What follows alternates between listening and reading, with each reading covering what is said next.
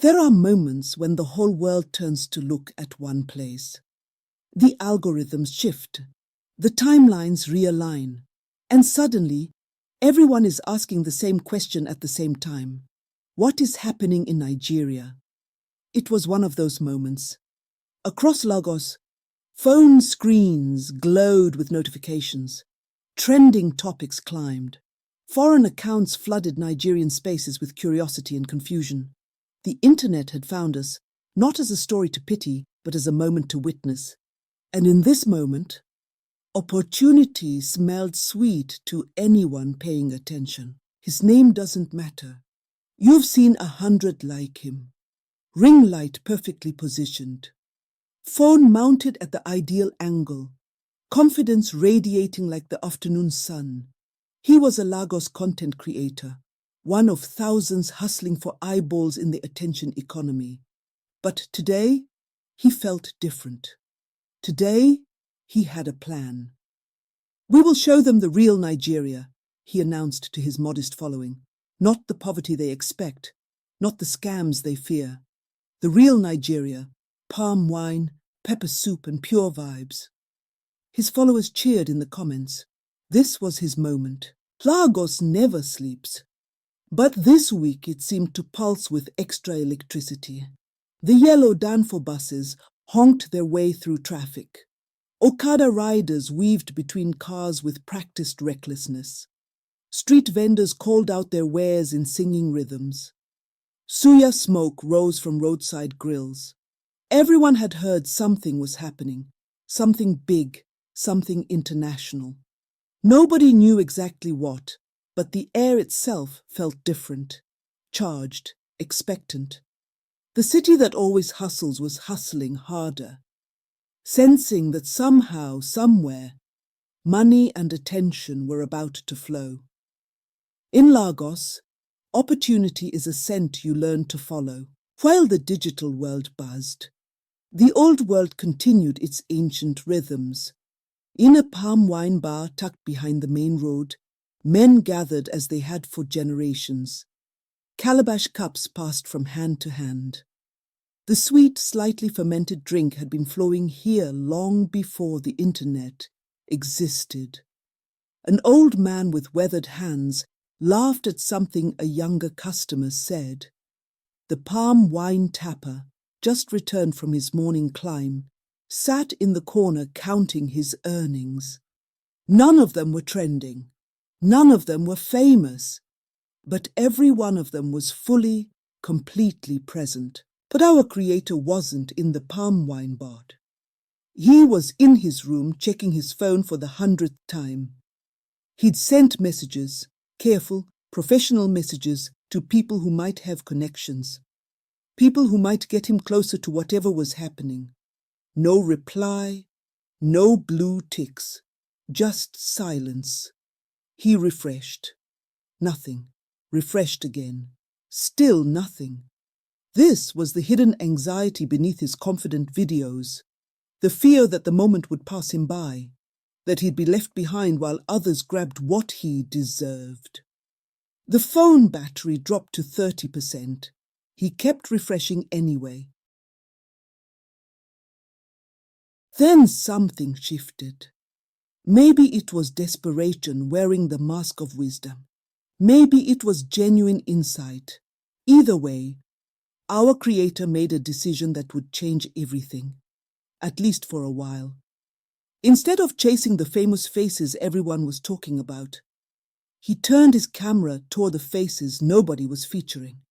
The suya seller, the danfo conductor, the woman selling pure water in traffic. His live stream title read simply, The Real Nigeria. No famous people, no clout chasing, just culture. Unfiltered. He didn't know it yet, but this was the best decision he would make all week. The palm wine tapper had never been on camera before. He didn't understand live streaming. He didn't know what going viral meant.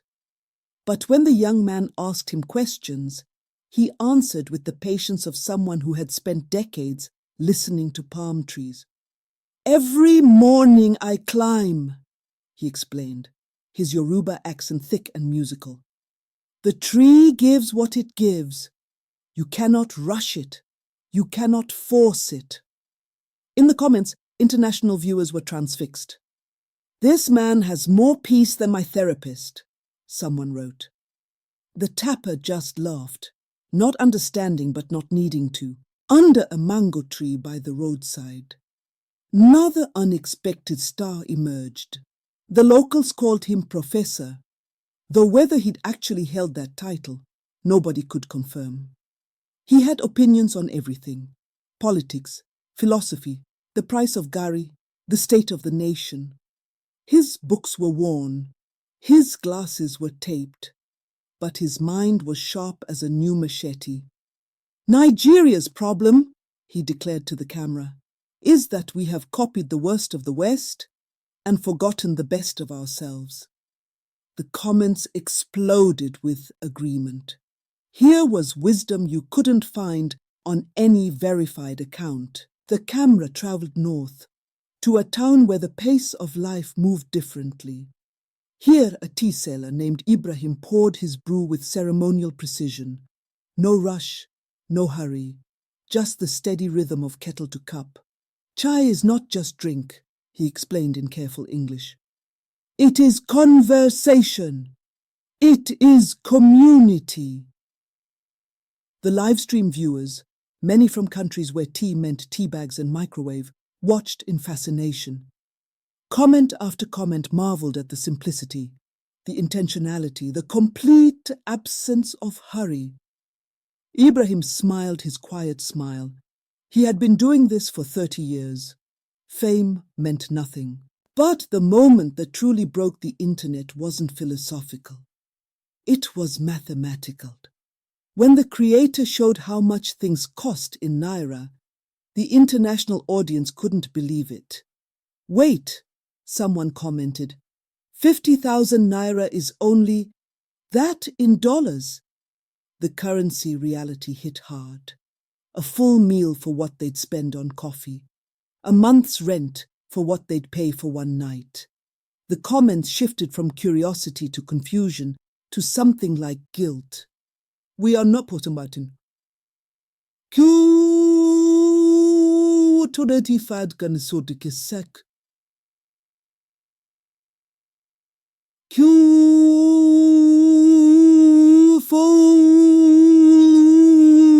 we are just valued differently. The distinction mattered. The audience finally understood something important about exchange rates and dignity. In the background of many frames, another figure appeared. Another creator, louder, more desperate, clearly chasing something that kept slipping away. While our protagonist sat with the palm wine tapper, this other man ran past, phone extended, shouting at someone who wasn't listening. While our creator documented the tea seller's quiet ritual, the other pushed through crowds, interrupting conversations, demanding attention he hadn't earned. The livestream viewers noticed. They always notice. Look at that guy, someone commented. He's trying so hard, he's missing everything. Our creator saw it too. But he didn't realize yet that he was watching his future self. Success is a strange poison. The more you taste, the more you crave. Our creator's live streams had done well, better than ever. But well wasn't enough anymore. He watched other accounts posting photos from closer to the action. Verified accounts, bigger followings, real proximity to real fame. The palm wine tapper's wisdom felt suddenly distant. The tea seller's piece seemed naive. He wanted what they had, the famous ones, the connected ones. He told himself it was strategy. He told himself it was hustle. But it was really just fear. Fear of being left behind. Fear of almost, but not quite. He didn't push. He didn't shout. That would have been too obviously wrong. Instead, he employed the quieter desperation, the strategic positioning, the casual approach, the I'm just here too energy that fools nobody. He edged closer to where the important people gathered. He held his phone at the perfect angle for a selfie that would suggest proximity without proving contact. But the people around him could see. Security could see. Everyone could see the trying, the wanting, the needing that leaked from every carefully casual gesture. Confidence had curdled into something uncomfortable. He could feel it, but he couldn't stop. Security didn't need to be rough. That's the worst part. There was no drama, no confrontation worth filming for sympathy. Just a hand raised, a head shaken, a gesture that said, "You don't belong here. Please step back." The dismissal was so casual it was almost worse than violence. At least anger would have acknowledged his presence. This was nothing. This was, "You are not important enough to be worth my energy."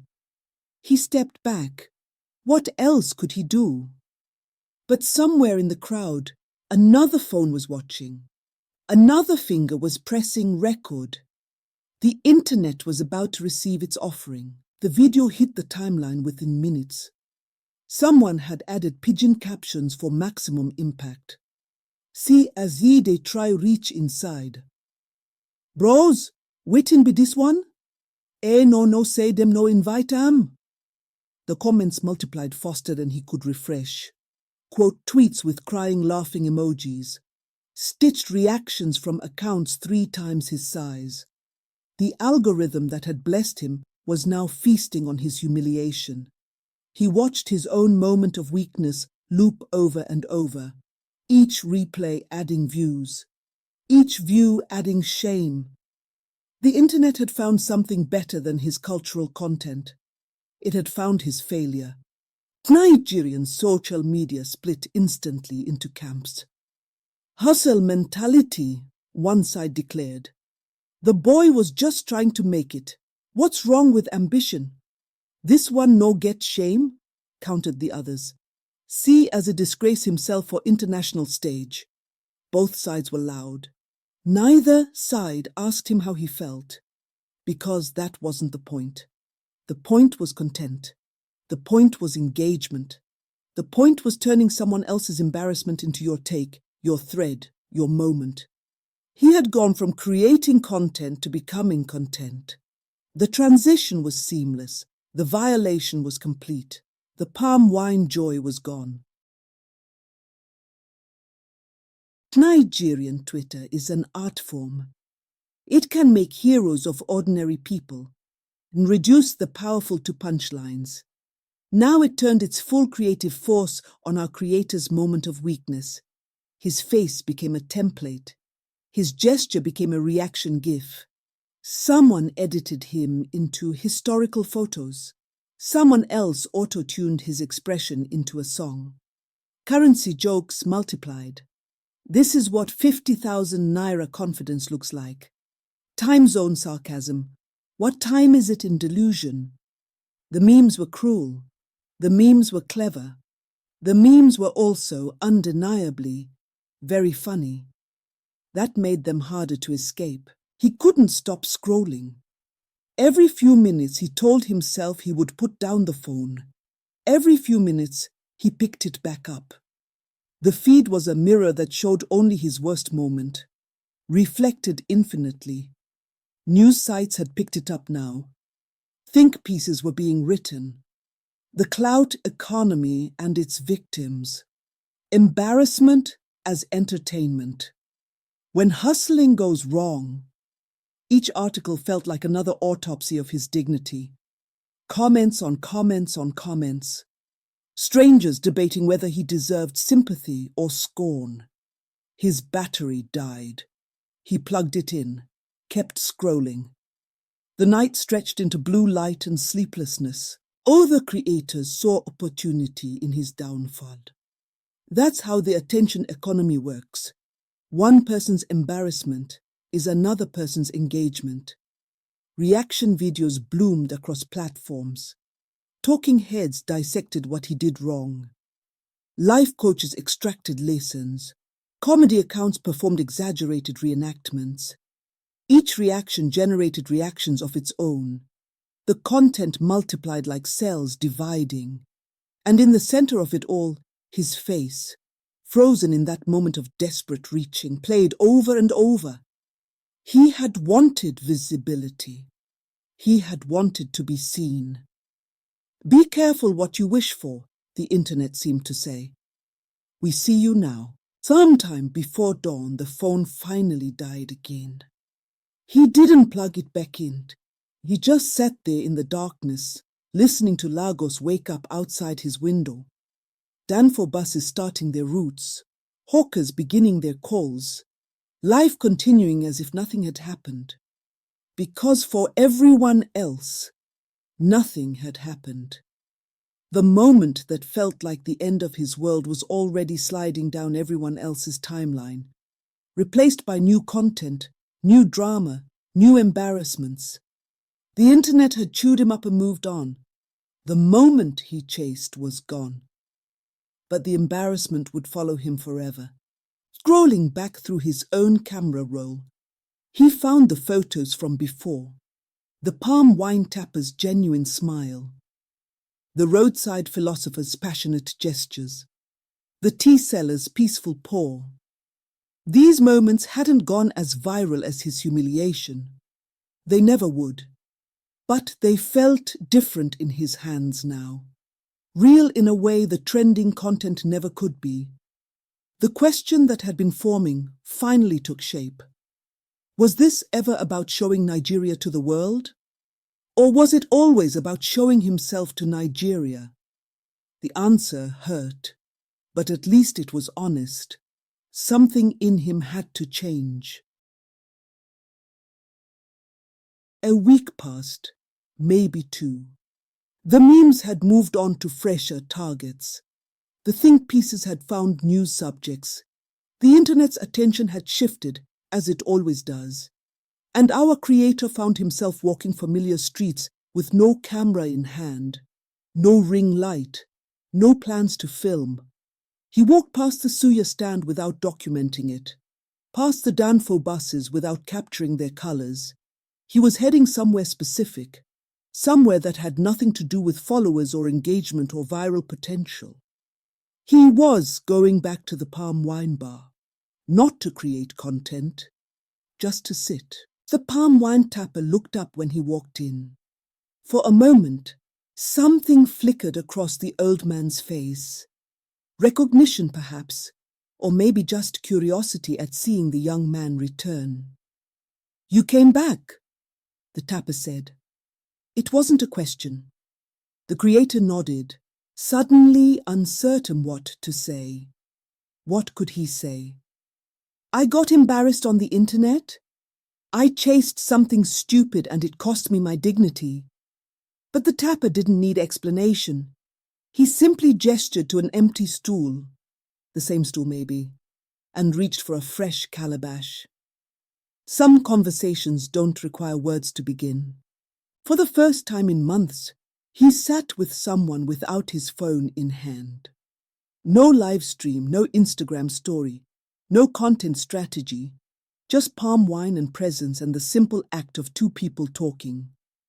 The tapper spoke of his trees, the seasons when they give generously and the seasons when they hold back, the patience required, the acceptance of what you cannot control. It wasn't profound in any quotable viral way. It was just conversation, human connection that wasn't performed for an audience. The creator had forgotten this was possible. He drank his wine. He listened. He learned. "You know what your problem is," the tapper said eventually, his pidgin comfortable as old clothing. "You they always run to catch waiting, they run away from you." The creator waited. "Time no they wait for anybody," the old man continued. "Not true, but—" He paused, took a long drink from his calabash. "Life no be race. You fit miss the whole journey looking for the finish line." The words were simple. Any motivational account could have posted them. But sitting in that bar, palm wine sweet on his tongue, They felt like the truest thing he'd ever heard. Nigeria was still trending. Somewhere on the timeline, conversations continued. Debates raged. Content multiplied. The attention economy never sleeps. But sitting in that palm wine bar as the sun set over Lagos, our creator found he no longer needed to be part of it. His phone sat in his pocket, notifications muted. The tapper poured another round. Someone in the corner started telling a story that made everyone laugh. This moment wasn't viral. It wasn't content. It wasn't going anywhere except into memory. And for the first time in a very long time, that was exactly enough. Peace, not applause.